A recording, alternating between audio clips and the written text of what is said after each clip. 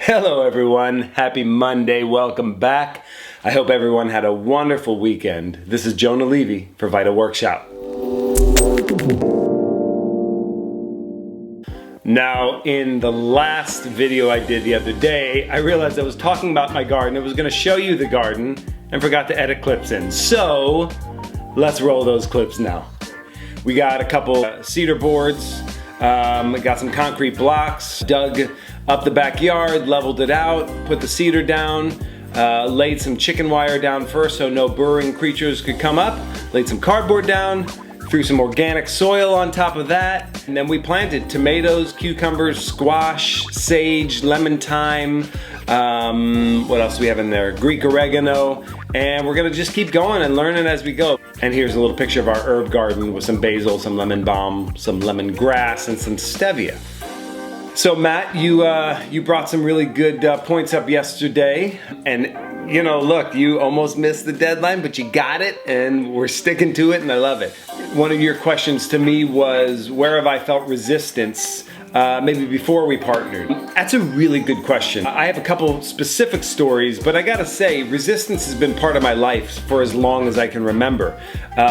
Growing up, there was resistance. Every single project that I've ever been a part of, if it's through Blue Whale or on set, there's always a point of resistance. There's always something, some kind of pushback, be it a client, be it materials not working out, be it a late shipment of materials, being a crew member getting sick, be it, I mean, there's always something that will push back against you. And I've just found over the years that building that muscle is one of the most important things that anybody can do, not just a creative, because we're all gonna get resistance in life. So I've just found that strengthening that aspect and becoming solution-oriented versus focusing on the problem has been what's led to success in business and success in personal life. But to answer your question, I have two specific stories.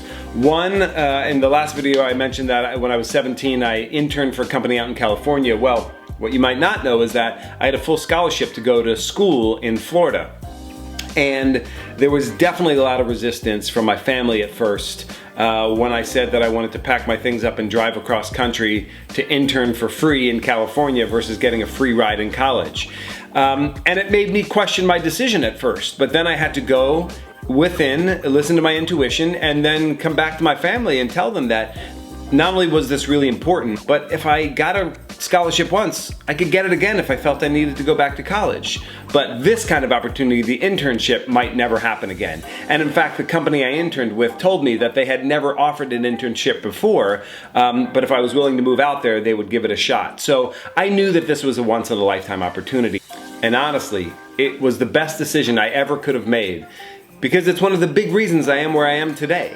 But working through that resistance was so paramount. Another story was moving to Atlanta. You know, Crystal and I really had a lot to weigh out in terms of not only moving to Atlanta, but starting a second branch of the company up here, and then were we gonna take on a partner? And Matt, you know, you and I had long conversations about that, and we casually dated on a film as we got to know each other. But there was definitely some resistance around that movement internally, from a personal aspect, from a business aspect. There were a lot of things to consider. So yeah, that's another, you know, another real clear element of resistance that I had to work through in my life. I hope that answers your question. I didn't get too deep with it, but I just wanted to answer your questions about a few stories that you may not have known. And maybe you didn't know there was some resistance in the movement from Orlando to Atlanta. I don't know if we've ever specifically talked about that. So I think that's a good way to kind of wrap that up. Now, Matt, I have a question for you, and this goes for anyone watching. We'd love to hear your comments about this specific question below.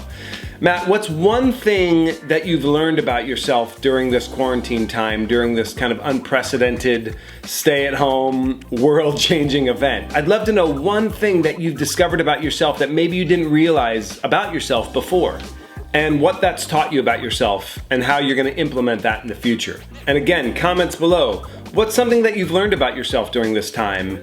And it can be positive or negative, you know? We'd love to hear some things you've maybe recognized about yourself that you hadn't before because you hadn't had the time to really focus on it. Or maybe you didn't want to focus on it. And having this alone time, having this quarantine time has kind of brought some things to the surface. Would love to hear that. The reason I asked this question is because self-awareness, I think, is one of the most important keys to creativity. And the more we know ourselves, the more we know our limitations or what we think are our limitations, the more creative we can be, the more we can delve into our creative side because there's less to stop us. So, would love to hear some of your feedback. Thank you for watching. Have a wonderful Monday, and I'll see you on Wednesday. Matt, you're up next.